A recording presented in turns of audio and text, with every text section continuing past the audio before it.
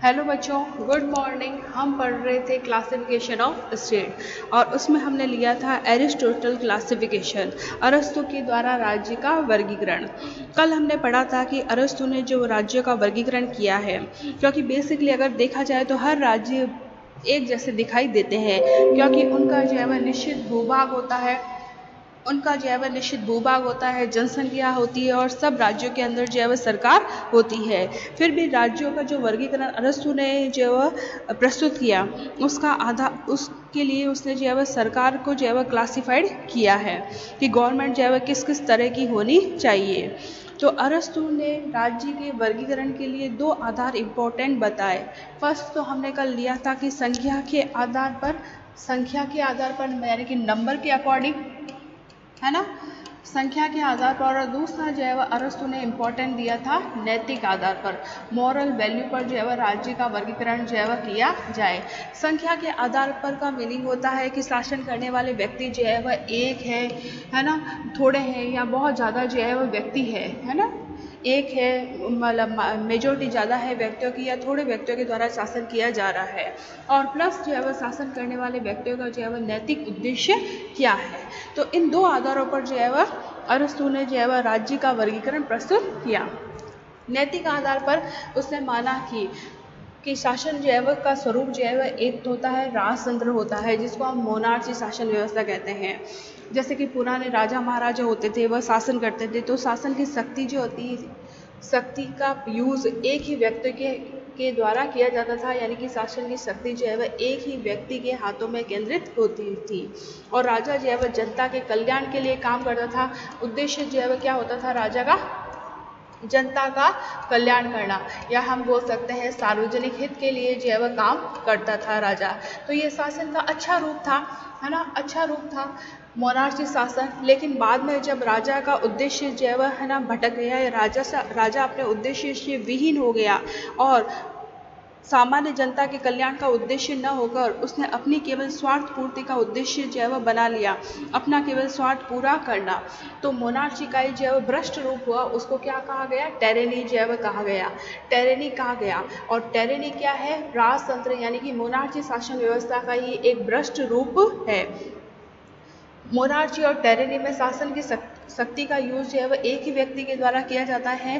बस राजतंत्र के अंदर शासन करने वाले व्यक्ति का उद्देश्य सही होता है और टेरेनी के अंदर जो है वह शासन करने वाले व्यक्ति का उद्देश्य जो है वह सही नहीं होता है। उसका जो है उद्देश्य क्या होता है, खुद के स्वार्थ की जो है वह पूर्ति करना, मतलब जनता का कल्याण जो है वह नहीं होता है, वह केवल अपने जो है वेलफेयर के लिए, अपने डेवलपमेंट के लिए जो है वह काम करता रहता है। तो मोनार्ची का भ्रष्ट रूप है टेरेनी। फिर हम लेते हैं कुलीन तंत्र, एरिस्टोक्रेसी। इसमें जो है वह प्रभु सत्ता का जो है वह यूज, प्रभु सत्ता का यूज़ यानी कि सुपरमेसी पावर का यूज़ जो है वह थोड़े व्यक्तियों के द्वारा किया जाता है। थोड़े व्यक्ति मिलकर जो है वह शासन कार्य संभालते हैं। जैसे कि है ना, शासन में 5 व्यक्ति या 6 व्यक्ति जो है वह शासन कार्य जो है वह संभालते हैं, लेकिन इनका उद्देश्य जो है वह क्या होता है, सार्वजनिक हित होता है, ये जनता के कल्याण के लिए काम करते हैं। लेकिन कुलीन तंत्र का जो है वह भ्रष्ट रूप होता है वर्ग तंत्र, है ना, वर्ग जो है वह तंत्र जो है वह कुलीन तंत्र का भ्रष्ट रूप होता है। इसको हम ओलिगार्ची भी जो है वह कहते हैं, या इसको हम धनिक तंत्र भी बोलते हैं। जब थोड़े से व्यक्ति जो शासन करते हैं लेकिन उनका उद्देश्य जो है वह स्वयं की स्वार्थ पूर्ति हो जाता है, तो शासन का स्वरूप जो है वह क्या हो जाता है, ओलिगार्ची हो जाता है, धनिक तंत्र हो जाता है, उसको हम वर्ग तंत्र भी बोलते हैं। तो कुलीन तंत्र और वर्ग तंत्र के अंदर थोड़े व्यक्तियों के द्वारा शासन किया जाता है, थोड़े व्यक्तियों के द्वारा जो है वह शासन किया जाता है, पर उद्देश्य जो है वह डिफरेंट होता है। कुलीन तंत्र में तो उद्देश्य होता है भाई जनता का कल्याण करना, लेकिन वर्ग तंत्र में उद्देश्य होता है खुद के स्वार्थों की पूर्ति करना।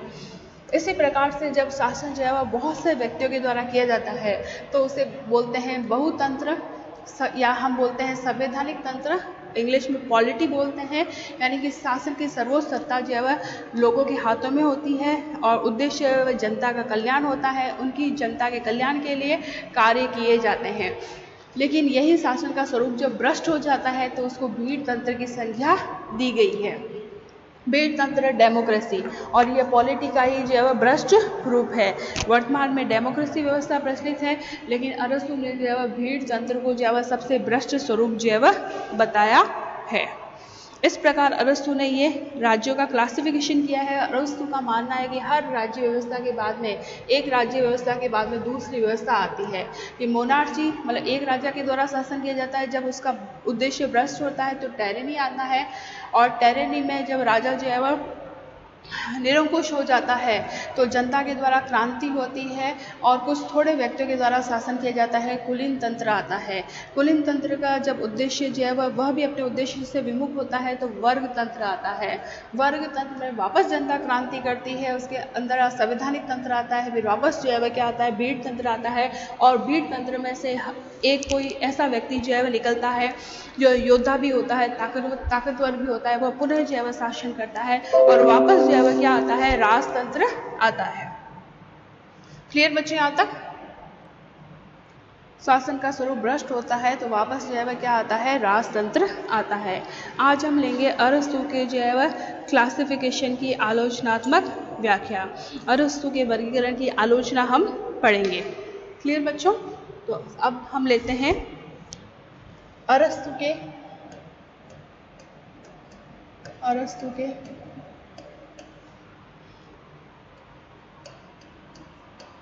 वर्गीकरण की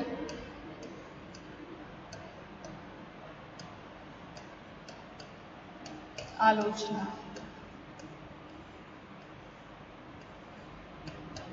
वर्गीकरण की आलोचना। अरस्तु ने राज्य का वर्गीकरण जो है वह अनेक आधारों पर किया है, लेकिन अरस्तु की जो है वर्गीकरण की आलोचना करने वाले प्रमुख विद्वानों में एक तो है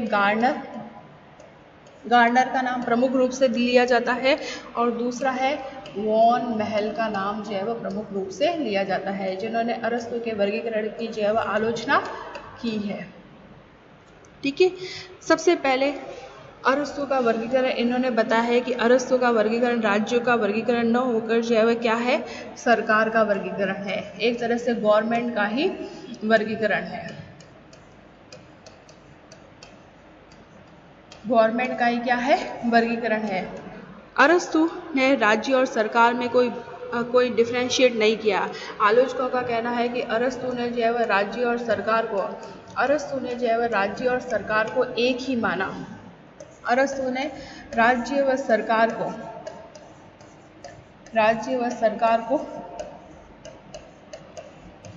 एक ही माना। अरस्तु ने जो है वह राज्य और सरकार को जो है वह एक ही माना। उसने जो है वह राज्य और सरकार में जो है वह कोई उन्होंने भेद जो है वह नहीं किया है, और अरस्तु का वर्गीकरण जो है वह राज्य का वर्गीकरण न होकर ऐसा लगता है कि वो वर्गीकरण जो है वह क्या है, सरकार का वर्गीकरण है।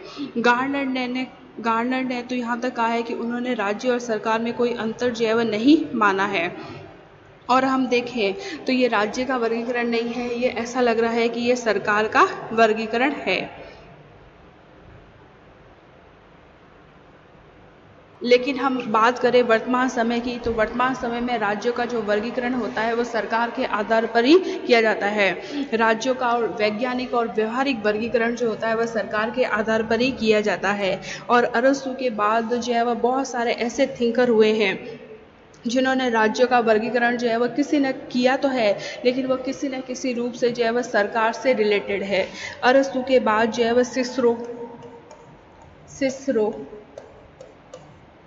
मॉन्टेस्क्यू,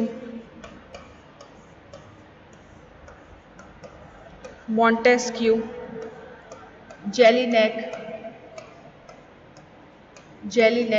आदि ने भी जो है वह राज्यों का वर्गीकरण किया है, लेकिन है ना, इनका वर्गीकरण भी जो है वह सरकार से रिलेटेड है।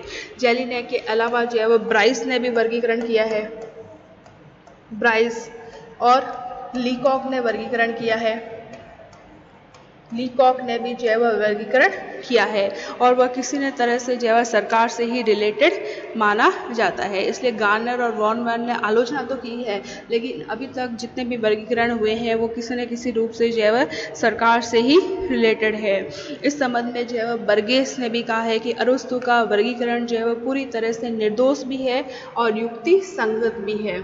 अरस्तु के वर्गीकरण की तारीफ करते हुए बर्गेस ने कहा है, बर्गेस पॉलिटिकल थिंकर बर्गेस ने कहा है कि अरस्तु का जो क्लासिफिकेशन है, अरस्तु का वर्गीकरण क्लासिफिकेशन निर्दोष भी है और युक्ति संगत भी है।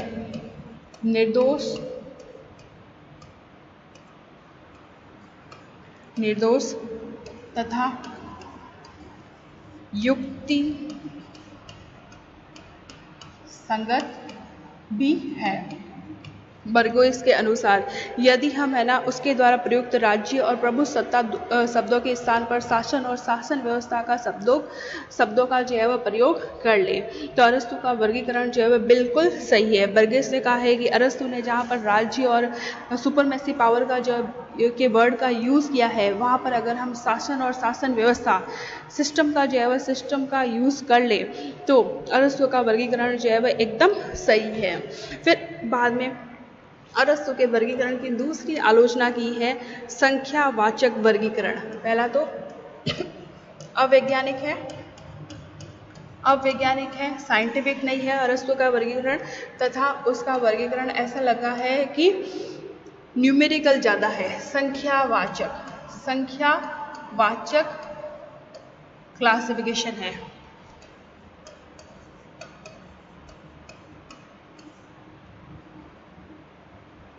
गार्नर और वॉन मैल ने जो है वह अरस्तु के वर्गीकरण की इस आधार पर भी जो है वह आलोचना की है कि अरस्तु का वर्गीकरण जो है वैज्ञानिक आधार पर आधारित न होकर वो संख्या पर आधारित है, क्योंकि अरस्तु ने अपने वर्गीकरण में संख्या को इम्पोर्टेंट माना है कि भाई शासन करने वाला व्यक्ति एक है, दो है, या थोड़े व्यक्तियों के द्वारा शासन किया जाता है या बहुत सारे लोगों के द्वारा शासन किया जाता है।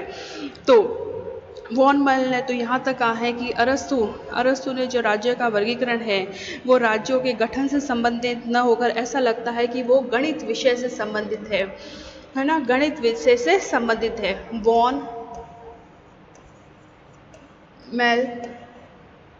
वॉन महल ने कहा है कि अरस्तु का वर्गीकरण जो है वो राज्य के गठन से संबंधित न होकर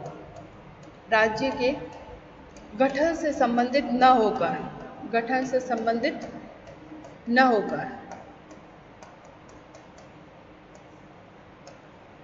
होकर केवल जो है वह किससे रिलेटेड है, मैथ्स से रिलेटेड है। कि अरस्तु का वर्गीकरण तो है किस पर डिपेंड है, ओनली जो है वह मैथमेटिक्स पर डिपेंड है।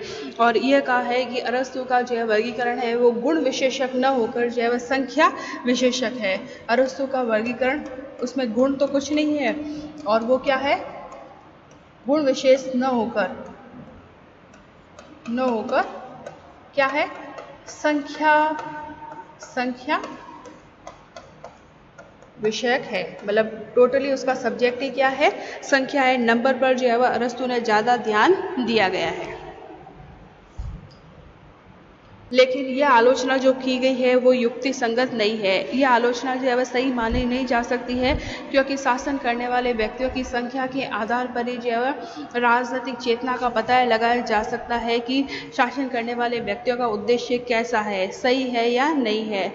और अरस्तु ने संख्या के आधार के अलावा नैतिक आधार को भी इम्पोर्टेंस दी है। उन्होंने शासन व्यवस्था के नेचुरल रूप भी बताए हैं और उसके जो है वह विकृत रूप भी बताए हैं, यानी कि स्वाभाविक रूप और विकृत रूप दोनों का जो है वह अरस्तु ने उनको स्थान दिया है। फिर नेक्स्ट आलोचना की गई है कि अरस्तु का जो वर्गीकरण है उसमें प्रजातंत्र को यानी कि डेमोक्रेसी को जो है वह स्थान नहीं दिया गया है। थर्ड आलोचना की गई है प्रजातंत्र को उचित स्थान नहीं दिया गया है। उचित स्थान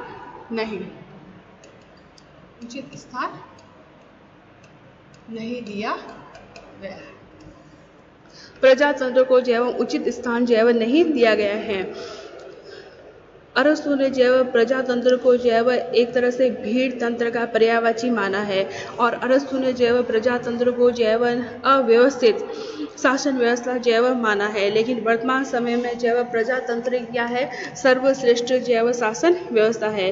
अतः अरस्तु के प्रजातंत्र के संबंध में जो अरस्तु के विचार है उसको जो है स्वीकार नहीं किया जा सकता है।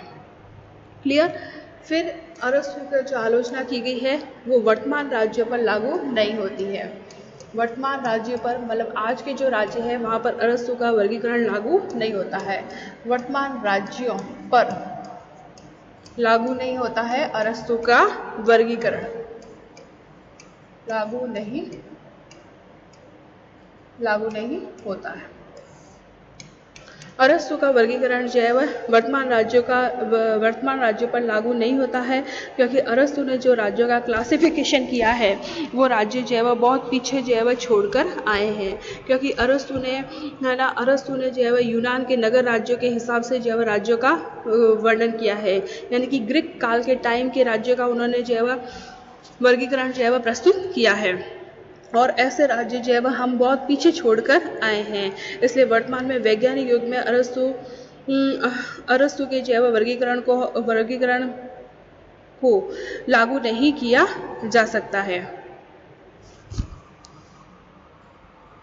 लेकिन इस संबंध में भी बहुत सारे जो है तर्क उपस्थित किए गए हैं कि आधुनिक काल में जो है सरकार के वैधानिक और व्यवहारिक स्वरूप में बहुत अधिक अंतर नहीं पाया जाता है। जैसे कि फॉर एग्जांपल इंग्लैंड में जो है ऐसे तो राजतंत्र है लेकिन व्यवहार में क्या है, वहाँ पर प्रजातंत्र है। वैसे तो इंग्लैंड में मोनार्ची शासन को अपनाया गया है लेकिन बिहेवियर में वहाँ पर क्या है, डेमोक्रेसी है। इसी टाइप से फ्रांस में जो है प्रजातंत्र था लेकिन वर्तमान में जो है वहाँ पर रिपब्लिक को अपनाया गया है। तो अरस्तु की जो है राज्यों का वर्गीकरण जो है कहीं न कहीं पर आधुनिक काल में भी जो है देखने को मिलता है और वर्तमान युग में जो है हमेशा मिक्सचर शासन प्रणालियाँ पाई जाती है। वर्तमान समय में शासन व्यवस्था जो है कई शासन व्यवस्थाओं के भी कई भाग जो है होते हैं या और कई शासन व्यवस्थाएँ जो है प्रचलित होती है जिन्हें अरस्तु के द्वारा किए गए वर्गीकरण के किसी एक रूप में जो है रखा नहीं जा सकता है। वर्तमान समय में जो है सरकार के भी जो है बहुत सारे रूप है, जैसे कि शक्ति विभाजन के आधार पर गवर्नमेंट भी जो है फेडरल गवर्नमेंट होती है, यूनिटरी गवर्नमेंट होती है, एकात्मक शासन व्यवस्था को अपनाया गया है, संघात्मक शासन व्यवस्था को अपनाया गया है, व्यवस्थापिका है, कार्यपालिका के संबंध है, संसदात्मक शासन व्यवस्था है, पार्लियामेंट्री सिस्टम है, तो कहीं प्रेसिडेंशियल सिस्टम जो है अपनाया गया है। इसलिए वर्तमान समय में सरकारों के कुछ रूप जो है और भी ज़्यादा नए आए हैं। राज्य के भी दो स्वरूप हो गए हैं, कई धर्मनिरपेक्ष राज्य है और कई जो है धर्माचार्य राज्य भी पाए जाते हैं। और साम्यवाद की स्थापना के होने के बाद में प्रजातंत्र के भी जो है दो स्वरूप हो गए हैं, पूंजीवाद प्रजातंत्र भी हो चुका है और साम्यवाद प्रजातंत्र भी हो गया है। ठीक है, और ये कहा गया है कि जो अरस्तु का जो वर्गीकरण है वो त्रुटिपूर्ण है।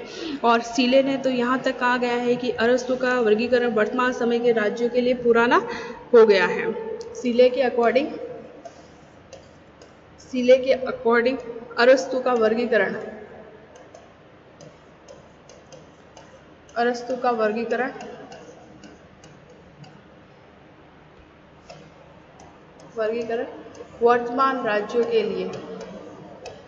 वर्तमान राज्यों के लिए पुराना पड़ गया है। हालांकि डेमोक्रेसी, प्रजातंत्र ये सब देखने को मिलता है, लेकिन अब संसदात्मक व्यवस्था है, अध्यक्षात्मक शासन व्यवस्था है, एग्जीक्यूटिव डिपार्टमेंट है, लेजिस्लेटिव डिपार्टमेंट है, तो शासन प्रणाली में भी बहुत सारा चेंजेस जो है वो हुआ है। फिर नेक्स्ट है, इनकी आलोचना की गई है कि अरस्तु ने जो परिवर्तन चक्र प्रस्तुत किया है कि मोनार्ची के बाद में एरिस्टोक्रेसी आता है, एरिस्टोक्रेसी के बाद में ओलिगार्ची आता है, साइकिल की तरह जो है वह ये सारी शासन व्यवस्थाएं घूमती रहती हैं। परिवर्तन चक्र जो प्रस्तुत किया है वो एक क्या है, त्रुटिपूर्ण है, उसमें भी जो है वह क्या है, एरर है। परिवर्तन चक्र अरस्तु ने जो पेश किया है वो त्रुटिपूर्ण है, क्योंकि शासन व्यवस्थाओं में वैसे भी है ना, शासन व्यवस्थाओं में कोई भी चेंजेस होता है तो वो एकाएक नहीं होता है, मतलब इतनी जल्दी परिवर्तन नहीं होते हैं जैसे कि अरस्तु ने बताए हैं। अरस्तु ने बताया है कि तानाशाही के स्थान पर एकदम से प्रजातंत्र शासन व्यवस्था आ जाती है और प्रजातंत्र शासन व्यवस्था के स्थान पर जो है वो एकदम से डिक्टेटरशिप जो है वह आ जाती है। तो ये ऑटोमेटिकली जो ये चेंजेस जो है वो बहुत ही धीरे धीरे होते हैं, बहुत ही सालों का परिणाम होते हैं। लेकिन अरस्तु ने जिस प्रकार जो है वो चेंजेस बताए हैं वो इतने जल्दी परिवर्तन जो है वह नहीं रहते हैं। इस प्रकार अरस्तु के वर्गीकरण की बहुत सारी आलोचनाएं की गई है, परंतु इसका आशय ये नहीं है कि अरस्तु का वर्गीकरण आधुनिक युग में कोई महत्व नहीं रखता है। अरस्तु का वर्गीकरण एक सर्वप्रथम वैज्ञानिक वर्गीकरण था जिसने आधुनिक वर्गीकरण का मार्ग जो है वह प्रशस्त किया है। अरस्तु का वर्गीकरण ही सबसे पहले वैज्ञानिक वर्गीकरण माना जाता है। अरस्तु का वर्गीकरण ही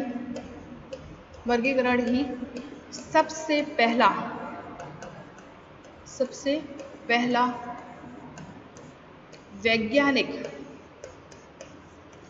वैज्ञानिक वर्गीकरण माना जाता। क्लियर बच्चों? आज इतना ही। अब हम कल मिलते हैं नेक्स्ट टॉपिक के साथ। Thank you.